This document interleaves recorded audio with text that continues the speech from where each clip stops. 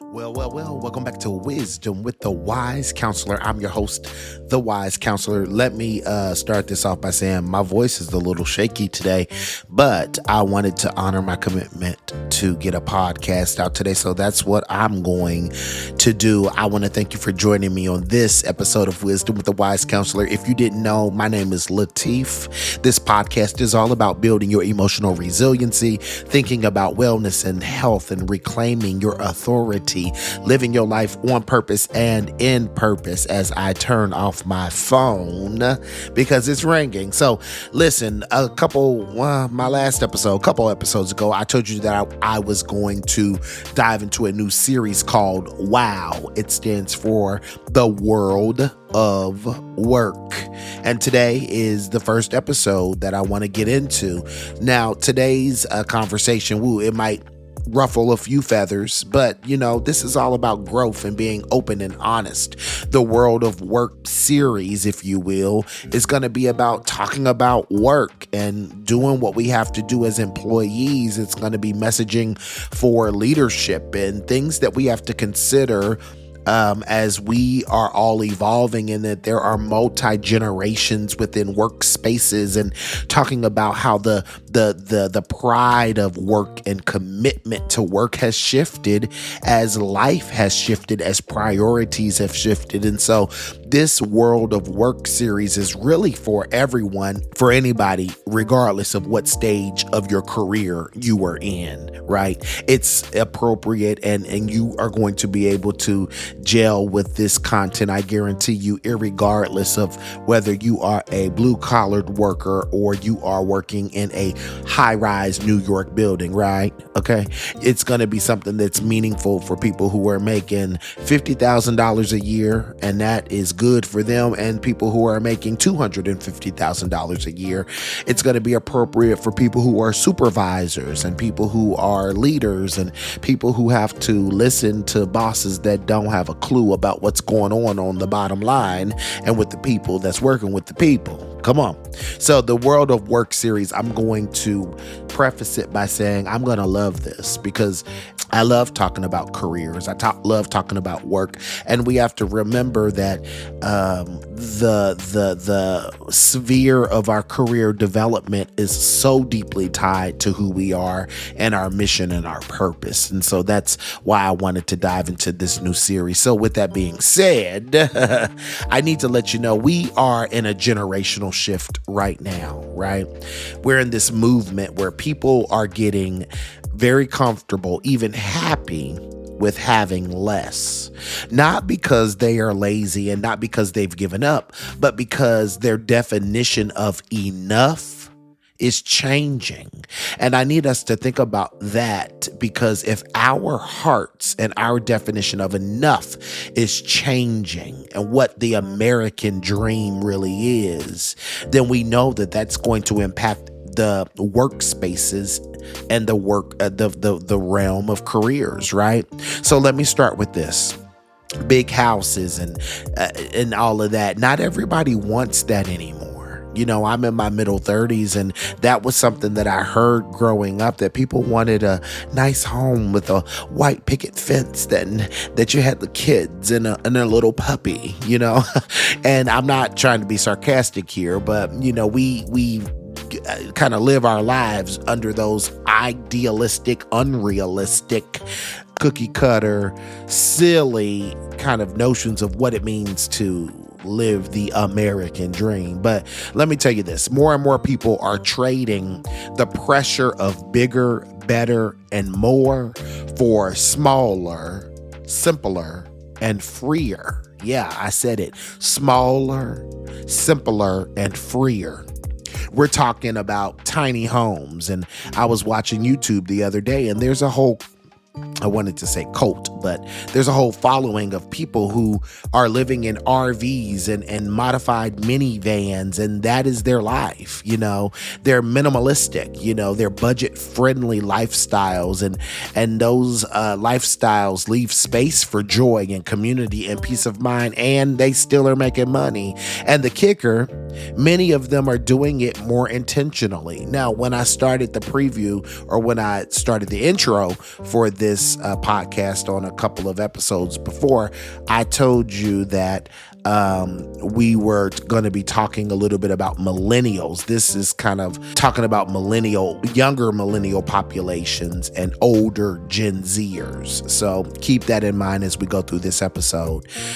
So again, many of them are doing this intentionally, not because they want more, but because they're realizing that they don't need more to feel alive. Now, when I think about my mother and her generation, people who are in their 60s, late 50s, 60s, and 70s, your career was your everything. Even today we start saying, who are you? Or you meet somebody and one of the first or second questions out of their mouth is, well, what do you do? So I think career has just become this huge thing that the world has made us get fixated on. And it's been an easy conversation topic for people to engage with, and it feels safe. But at the end of the day, this next generation of people who are starting to really be in the workforce, they're not concerned about work. It doesn't hold as much weight and value like it used to. So this is a huge shift from older generations where the dream was to, number one, go to school and then get not just a job, but get a good job.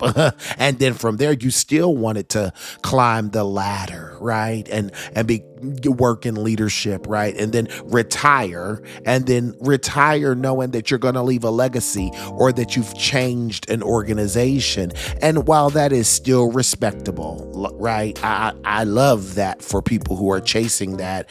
I need to be real. The playbook has absolutely changed, So for decades, people were taught to see their employer as their provider, their stability, and their source of security. So the unspoken agreement was, if I stay loyal to you, then you'll take care of me. Well, I have a lot of friends that are older, and I can tell you that if a person had a deep commitment to their employer, there was this unspoken truth that employer would have a deep commitment to them, and that they would take care of them. And I'm here to tell you, the world has shifted. Most companies, and I don't want to get anybody in trouble or feel doom and gloom here, but at the end of the day, most companies don't care about their employees. They may have a concern about them, but I guarantee that's because they want their productivity to be good, because they need to make sure that the numbers or the figures balance out and that they're making money and that they don't become front page news. And so we invest in employees, not for their betterment necessarily, but to protect the brand and to protect the loyalty that has been established through history with other people. So again, Gen Zers and younger millennials, they don't care about that anymore. They don't care that your company or your job or even the position was held in such high esteem. People are worried about their progression and their growth and their outlook, right? It just is what it is. I'm not saying people are narcissistic, but I'm saying people don't care about what you do as much as they used to anymore. And so the reality is those days are gone where people are deeply committed to their employer. The truth is also here, I can't help but think that layoffs happen in a heartbeat. While companies fold overnight, over the last 10 years, things are just shutting down and definitely at a higher rate since, COVID in 2021, at the end of the day, loyalty is not necessarily rewarded as it used to be, and because of that, younger generations aren't making employers their God. And I say kudos to them. They're not bowing at the altar of corporate approval. They're working, yes, but they're also building. I can't tell you how many people that are, again, millennials, younger millennials and Gen Zers that have side hustles. They have businesses. They have multiple streams of income and skill sets that aren't necessarily tied to one company. They've seen what happens when people pour everything into a job only to be discarded like yesterday's email. Come on now. And they've decided never again, because you have to think about it. A lot of these people that I'm talking about, they've seen their parents. There was a shift. They've seen that struggle, and they probably saw their own parents laid off at some point or in an organization that clearly made moves that highlighted they weren't for the people. So you have to think about that. The kids now that saw that are now in the workforce. And that has also shifted and helped to influence why we think about the world of work how we do in this day and age. So here's the thing. Money still matters, but it's not the ultimate motivator anymore. And I know you might be thinking, well, what? I need money to survive. But the truth is, money was a god to many before, and it still is a god to most. But people want to feel like what they do makes a difference. There's been multiple studies that talk about job satisfaction and looking at career retention rates and happiness within an organization.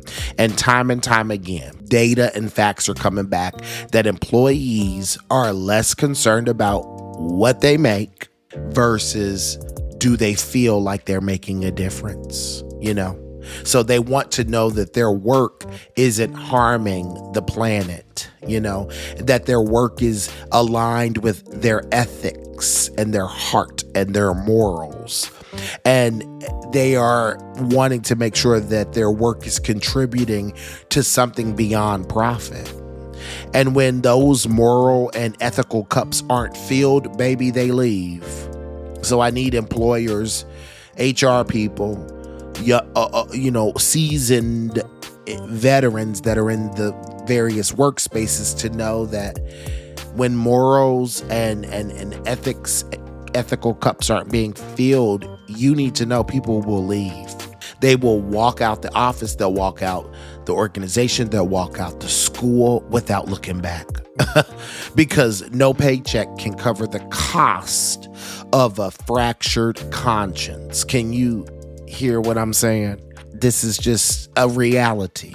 People's heart posture has changed. And I'm grateful for that, because a lot of younger employees are really starting to question, well, what is the worth of my work, right? Older generations often tie self-worth with providing lavishly, and it just happened. How did you establish and show that you were somebody? You had a big house. You bought the latest Mercedes, and you was driving a Benz, and you pulled up and had a Land Rover, right? You would go to a nice vacation, right? Your younger generations, though, are redefining pride. And pride isn't what they buy. It's in the lives that they touch, the causes that they support, and the freedom that they protect. So let's be clear, this isn't about giving up. This is about leveling up in a different way. Young people, are more resourceful than ever. Have you seen, well, there is a movement, I'm sure you've seen it, DIYing has become so popular in the last 10 years. And it's a generational thing. People are really trying to save money, stretch what they do have, and not be stressed out, right? I don't have any data that shows why DIYing has become so popular, but I would venture to say it's because people are not connected to jobs like they were, and they know that they can find sustainability, comfort, and growth without big paychecks and the weight of surrendering their souls to corporations and jobs. So that is why DIYing, I believe, has gotten so popular. I mean, there's shows about it, tons of shows about it on every network.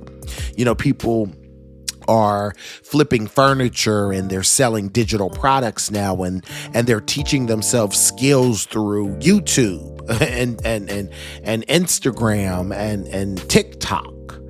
People are learning from those platforms and learning online, from just various courses. So they're not waiting for permission anymore for a promotion, and that they are not depending on a promotion to upgrade their lives, right?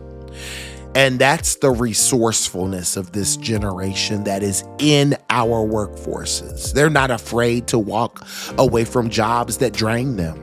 They are not tied to a single paycheck the way that previous generations felt they had to be. That kind of independence changes everything. It takes the fear out of living and puts the power back in their hands. And so I just need you to think about what that means for the world of work when you're talking about working with Gen Zers and young millennials. They do not put as much value in work. It doesn't hold as much weight in their lives. They are deeply concerned about the environment and deeply concerned about how they're giving back and deeply concerned about equity, and issues that are impacting people in the world, right? Their heart and lens of empathy is certainly growing leaps and bounds, and I still say that knowing that, there's older generations that are in positions of power. I'm not talking about necessarily the government, but maybe I'm talking about the government that have old people running the country. And there's this dichotomy of what should be and what could be. So I'm not going to get political here, but the things that older, seasoned administrators are worried about at the governmental level is not what the younger generations are worried about, So I need you to kind of pause and think about this podcast. Again, this is irregardless of your role and irregardless of what position you hold. The facts are true. The younger generations are not as concerned and not as connected to their work. They are more concerned about work fulfilling a moral obligation and feeling like their work is actually impacting and making a difference. Paychecks, we know we're going to get paid in some way for our work, but paychecks are not going to keep a lot of these cutting edge and innovative and super ambitious employees at your organization alone, right? So we've reached the point in the podcast that I like to call the Wise Counselor Unfiltered. It's raw takeaways, my top 3 things that I really want you to think about. And again, I want to apologize about how energetic my voice sounds today, because as I'm listening through my monitor, I am a little tired. But baby, I'm here and I'm celebrating that. Here's my top 3 takeaways that I want you to think about. The weight of money is shifting, and if employers don't catch on, they're going to lose their best people. I want you to think about that if you're in a position of hiring people or maintaining retention within your company. The weight of money has shifted for our nation. And if employers don't catch on, they're going to lose their best people, because the best people are resourceful and they will find a way to make it work, right? The second thing I want you to think about is purpose beats paycheck every single time. Purpose beats your paycheck every single time, especially for those who know how to live on less and thrive. And again, we talked about that. There's this movement of minimalistic lifestyle living. It's a badge of honor, tiny homes and all of that stuff, and whatever the case may be. People are learning how to live on less, especially in this economy. When we think about it, everybody's learning how to live on less, because why? Everything is so expensive. So we got to learn how to live on less. But there is this deep connection and commitment for younger generations to live with less. And there's a sense of pride and urgency for more and more people to do that. So think about that as your second takeaway. And my final thing that I want to tell you about is resourcefulness is the new job security. And it frees people from being trapped in places that they don't feel. And really, I want to change that. It frees people from being trapped in places that don't feed their soul. Right? I need people to think about that. What you think is going to keep employees around, if you think it's the money, baby, you are mistaken. It is the need to feed the soul. So is the work meaningful? Are people being recognized in appropriate ways that can help them to see that what they're doing serves a purpose? You've got to have some ways to celebrate people. And I know that people don't want to talk about this. Like, why are we celebrating people for doing their job? Because they have the job. Come on now. Because they have the job and they're doing the work. And the reality is that is the type of commitment we need to pause and recognize. Because at the end of the day, people are leaving. So again, we've got to shift our mindset about what it means to work, what it means to show up, what it means to make money. And we've got to be mindful about the fact that money don't hold weight like it used to. If you think you're going to keep people around because they're making six figures, you are sadly mistaken. If a job is not feeding their soul and there's not any type of consistent positive reinforcement, I know everybody says that they don't want recognition and applause. Baby, they're lying. You've got to find a way to encourage and shout out the happenings of your organization, especially the work that people are doing for your organizations. People want that. They may not articulate that, but that is what feeds the soul for most, if not really all people. So here's some post-podcast homework I want you to think about. These are things that you need to do after the podcast. You know what I'm saying. I want you to ask yourself, if my income was cut in half, what could I let go of and still feel well? Yeah, that's a good question to ask. Then I want you to write down 3 things. What are 3 non-negotiable values that your work must align with for you to feel fulfilled? 3 things, non-negotiable values your work must align with for you to feel fulfilled. And then the last post-podcast homework assignment, I want you to identify one skill you can develop that would allow you to create income without depending on your employer. And I put that one in there because we've got to be very careful about committing our everything to any employer, irregardless of a paycheck. Because if we don't leave space for us to develop, we end up letting our innate intrinsic skills go to waste. Baby, let me remind you, everybody's got a way to make $1. But are you tapping into what makes you uniquely you? And then if it's important to you, if you are, how can you extend that and make that a 2.0 move and make some coin for that, right? So what is one skill you can develop and create that will help you to create income without being dependent on an employer? And what you choose to do with that information is up to you. My hope and prayer is that that skill set is somehow intertwined with your daily work. And if it's not, we'll talk about that in another episode. So here's some closing thoughts. Well, family, I want to thank you for joining me. This has been a very, I'm all over the place, and I'm okay with that. I'm not cutting this episode because perfection ain't the goal. Content is. And so if you've stuck with me through this episode of Wisdom with the Wise Counselor, I want to thank you.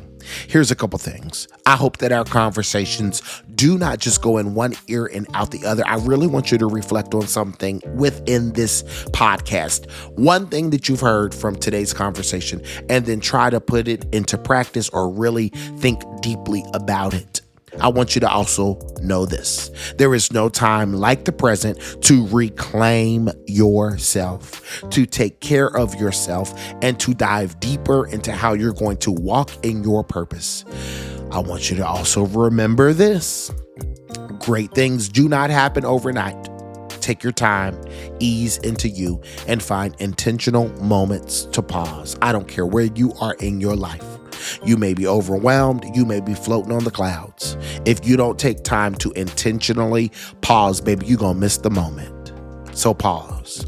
And remember this.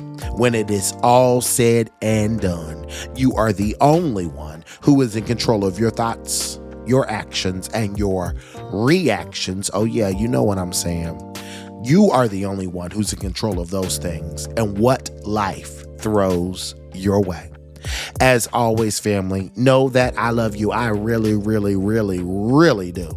I believe in you, and I have absolutely no doubt that whatever you face today, tomorrow, next week, next year, that you absolutely got this. Be well.